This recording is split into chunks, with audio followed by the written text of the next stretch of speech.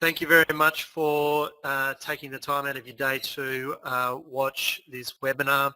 And today what we're going to talk about is investing in currency. And as promised, we're going to talk about the 5 steps to avoid unnecessary risk in growth level investments. We also are going to include another very interesting topic, risk of negative equity and tail events, and I'll talk about what that is later. I also want to introduce you to, and lastly through this webinar, the performance of the Jackson Capital strategies JCO5 and JCO7. So there's a lot to cover, so let's get started. In our previous webinars, we have spoken about the addition of an alternative investment component to a portfolio. We demonstrated it can be used to smooth out an equity curve and increase the overall return of your portfolio. Strategic currency investing is such a mechanism, and so it allows diversification of your portfolio.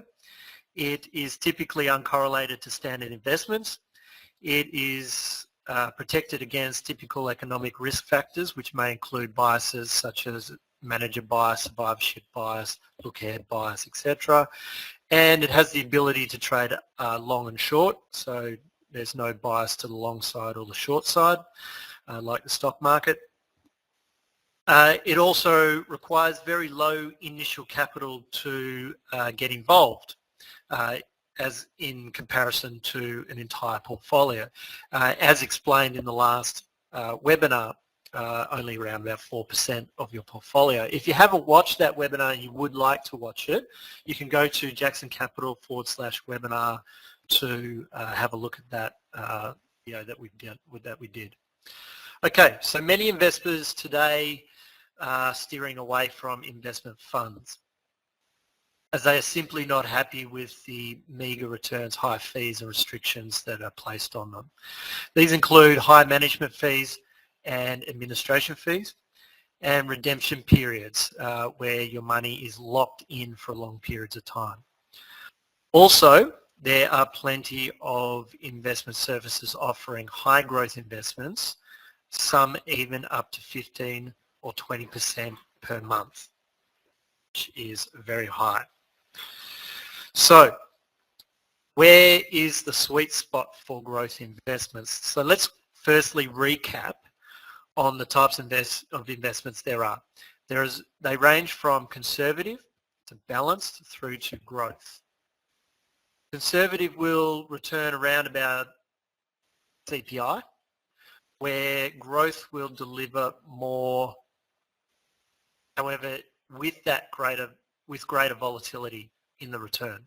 Okay, so your equity curve will tend to have a greater volatility in it the more that you expect in return. And this is well known, that the higher the return, the higher the risk required to achieve the results. So let's be very clear. Risk and reward go hand in hand. Risk is derived from how much an investor is willing to risk for the return that they expect. This level of risk can be measured in a number of ways. For example, risk-reward ratio or standard deviation. Let's just talk about these two. Risk-reward ratio is the amount of expected profit divided by the expected loss. For example, if a trade has the risk or reward of 1:3, then we expect there to be 3 times greater profit than there is risk. Standard deviation, on the other hand, is a measure of the amount of variance from the mean.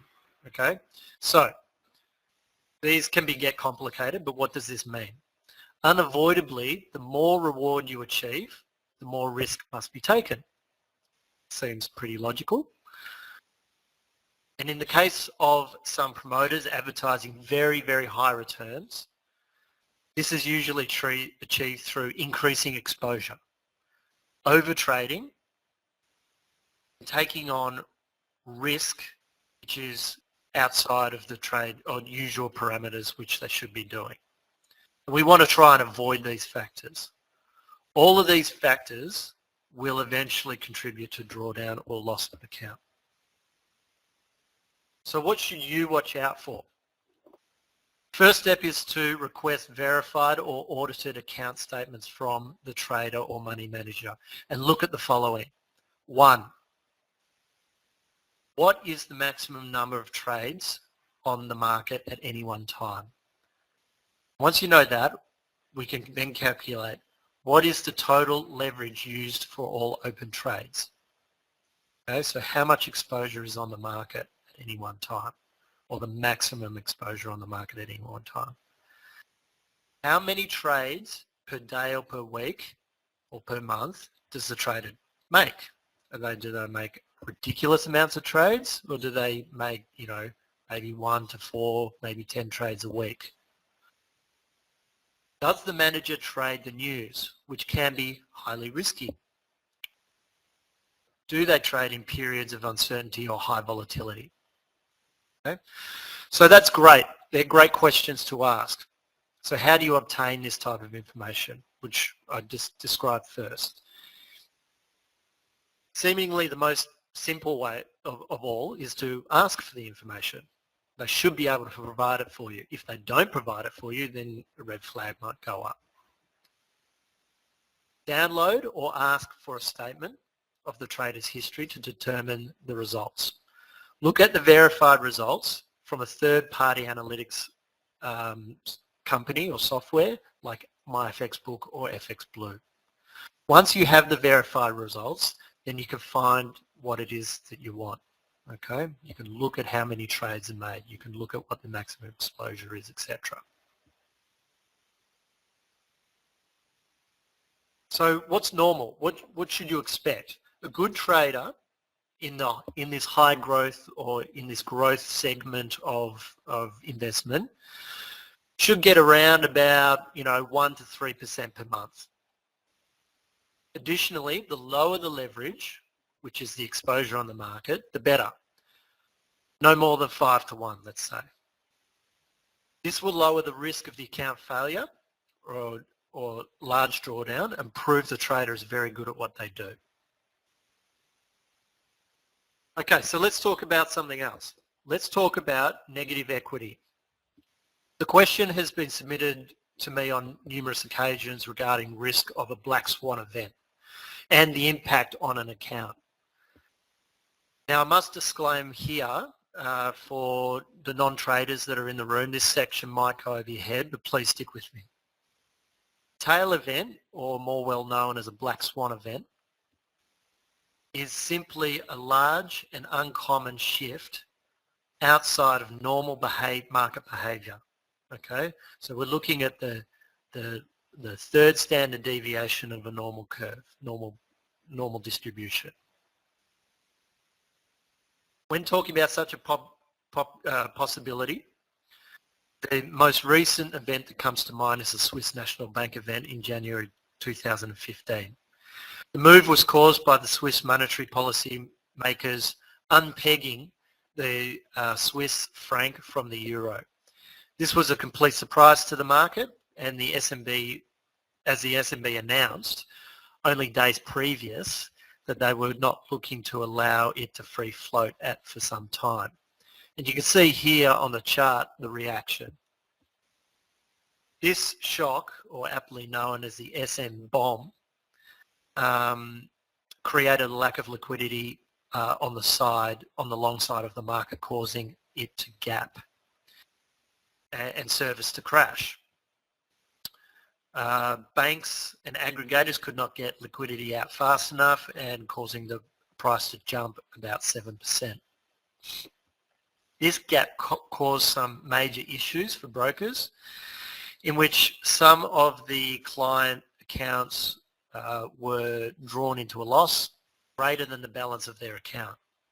These people consisted of inexperienced traders who unfortunately did not understand leverage very well.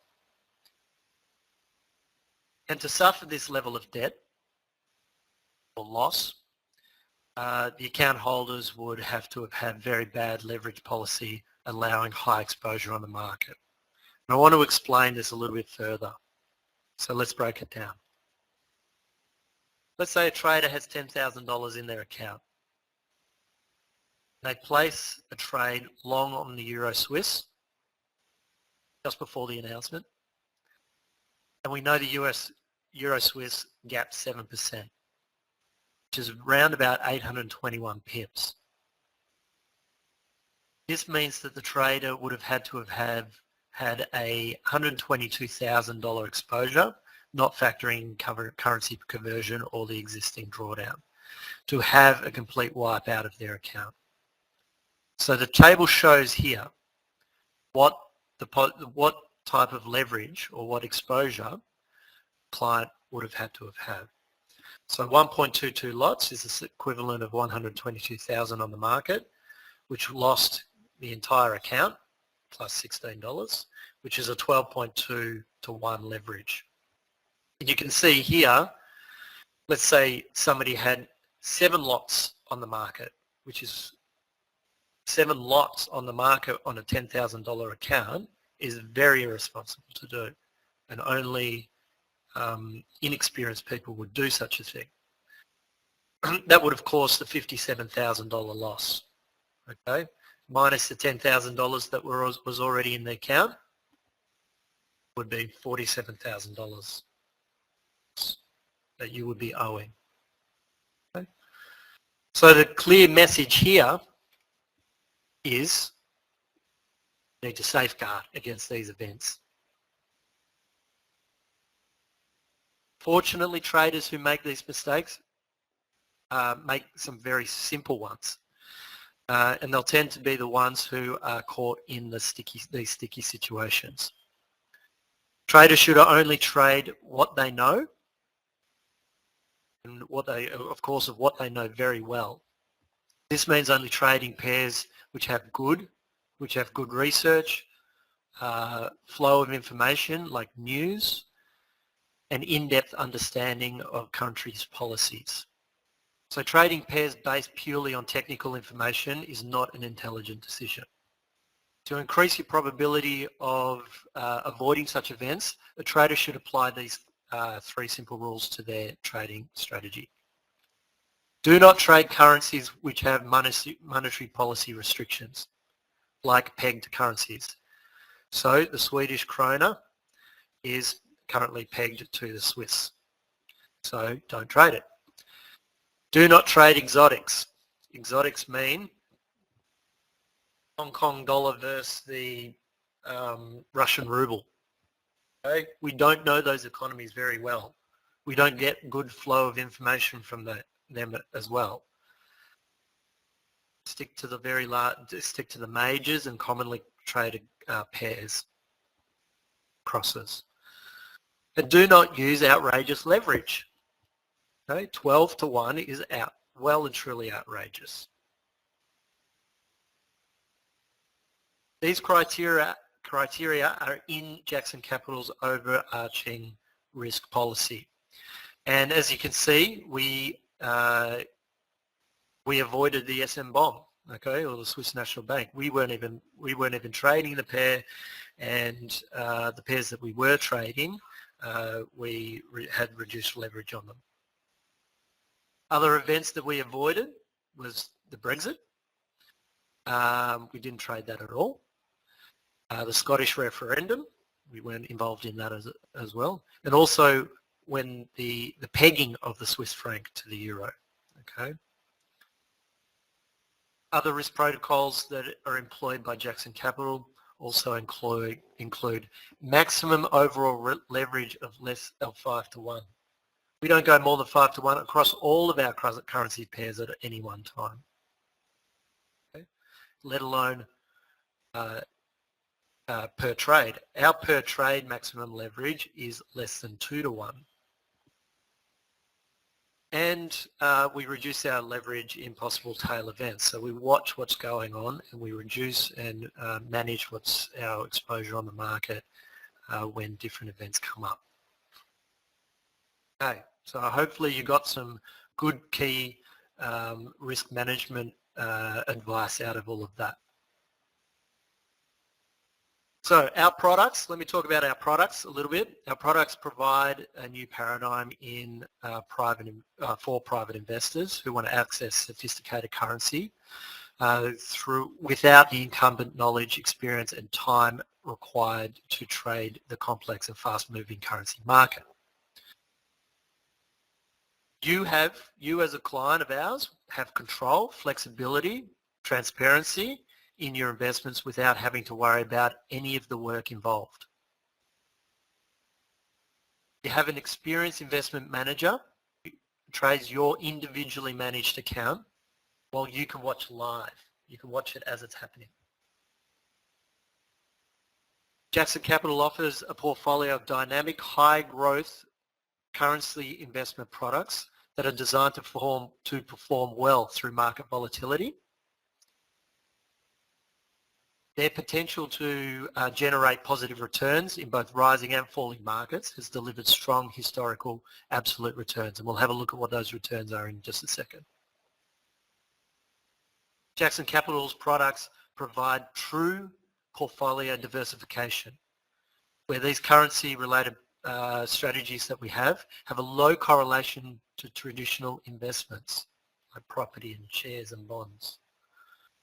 You can allocate a low amount of around about 5% of your investable funds to this strategy to help smooth out your portfolio's returns during inevitable market downturns. Jackson Capital aims to achieve a net return in excess of 20% per annum on invested capital. Of course, though, there is no assurances that the MDA will achieve its investment objective. However, you can see from our history that we have in the past. Got the two strategies here, JCO5 multi-strategy and JCO7 contrarian sentiment strategy. Let me just explain what all of these columns mean.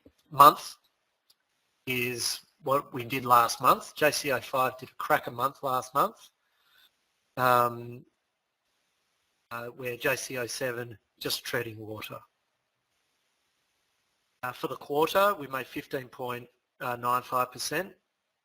JCO7's made 2.32. Year to date, we've made 36% in JCO5. Year to date in JCO7 is 56%. For 1 year or 1 year to today, 45% and 58%. 3 years per annum, we don't have enough data in JCO5 to do the 3 years and 5 years per annum annualised. In JCO7, we've been going for a lot longer. We've almost hit our 6-year mark on JCO7. The 3 years, we've made approximately 41% per annum over the 3 years, and 36% per annum over the 5 years.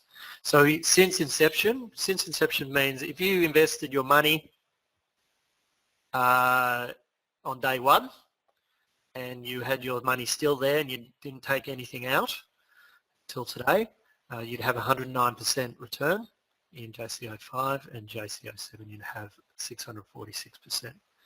Now, as I explained before, the standard deviation, we take the mean of all of the results and we have a look at the deviation or the variance, then you can expect around about 9% in JCO7, 9.3, let's call it 10%, a deviation in your equity curve. And in JCO5 is 5.29. Okay. This is the good bit. Fees and costs, what's it going to cost you? Performance fee. We charge a performance fee because we believe that we need to have our interests aligned with yours. So we charge 30% performance fee based on high watermark. We only make money if you make money. There is a small brokerage fee that goes along with it, but it's very small. There's no monthly subscription fee. no entry or exit fees like in managed funds, and there's no redemption period. So you can come in, you can come out at your leisure. We recommend to be in it for a long period of time. We would recommend a investment horizon of about 12 months at least to really get a good idea. However, if you go into it and you need to pull your money out, you can pull it out at any time. And you can add money if you wish at any time. Okay, so let's talk about, just summarize what we've just spoken about. We have a measured approach to growth investing through management of our leverage. It gives us diversification of your portfolio. It gives diversification of your portfolio. This means you can use this growth strategy as a component to smooth out your capital growth curve. Our strategies are uncorrelated to standard investments, which can protect against economic risk factors.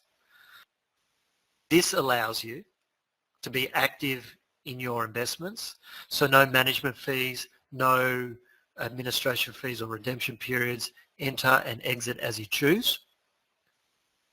It gives you exposure to the currency market, allows you to have a currency component in your portfolio. Our management oversees the risk of possible tail events, and we exit or we lower leverage in these situations. And performance fee, we make money if you make money. Okay, so we're coming to the end of the webinar. So get questions ready if you've got any. Let me just quickly talk about what now. Hopefully you got a lot out of that. Got some good advice around the risk. And if you're a trader, you got some good advice around what you should and shouldn't be trading and how you should be trading it to avoid tail events. If you want to know more, please give us a call. We've got two advisors here, one Michael Campbell. You can reach him on those details there. We've also got Toby Pignot.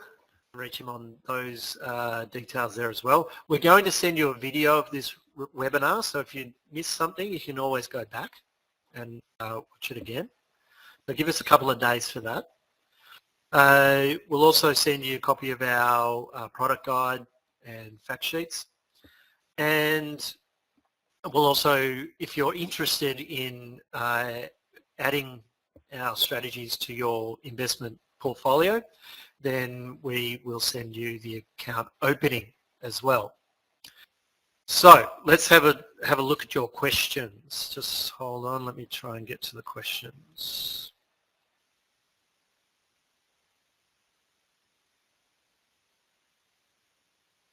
Okay, I've been asked, can you please explain the difference between the two strategies? High level please. Okay, let me just go back. Difference between the two strategies, obviously, firstly, the length of time that they've been trading. Contrarian sentiment strategy, I've got a video on that, which you can watch. Contrarian sentiment strategy is a non-public, we take non-public information from 16 different retail brokers. We trade the opposite side. This is high level. We trade opposite side of retail traders, and we basically we take the same side as the big book broker.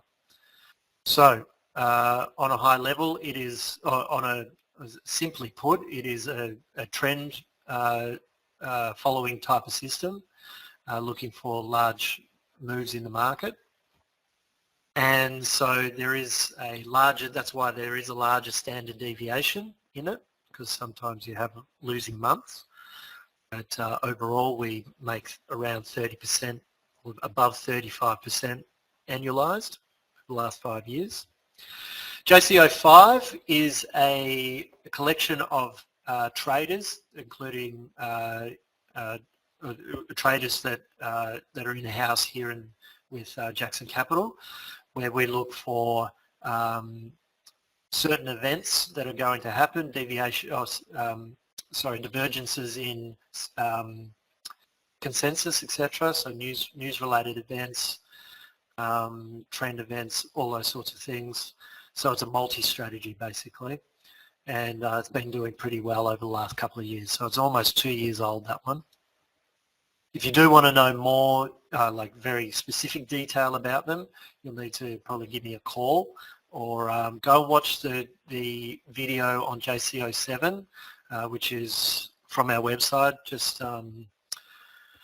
put in your details for the information, and that will be emailed to you. I don't have a video on JCO5 yet. Get a detailed video on JCO5. Haven't really been needed that one yet, but I will possibly do that in the future. But if you do want to know specific details, please just give me a call and I will go through it with you.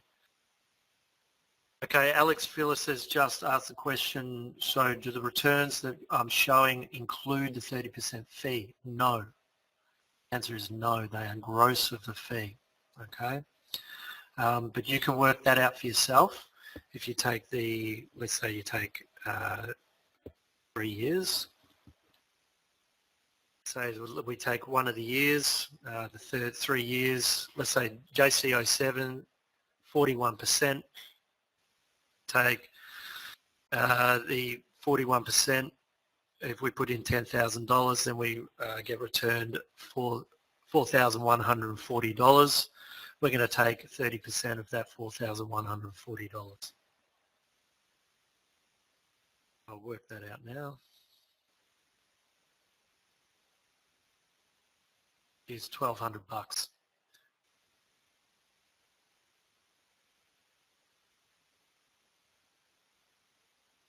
Thanks. So which is $1,200, or around about $1,200, which leaves you with just under $3,000. I leave them as gross for a reason. I like to leave them as gross because I've got more than just you guys looking at it, retail investors. 2 reasons. One, if I have a wholesale investor looking at it who may put $100 million with me, I might charge him only 20 or 15% performance fee. If I have a high net worth who puts $1 million or $500,000, we may be able to negotiate on that performance fee. Retail investors, typically anything under $1 million, I'll keep with 30%. And if I get a big fund coming in, then obviously they will dictate to me what I charge, because I probably won't have a choice at that point. Okay, guys, any more questions? Okay, so I've got this down to around about half an hour webinar, which is what I kind of promised. So if you do want to contact us, please do. Check out our website. It's full of information there. And we'll also send you this as a video recording again. Hopefully you got something out of it. And if there's no more questions, I'll leave you all to the nice weather here in Melbourne. If you're not from Melbourne, you've probably got nice weather where you are as well. So thank you very much for taking the time out of your evening to watch this, and hopefully we'll speak soon. Okay, thanks guys.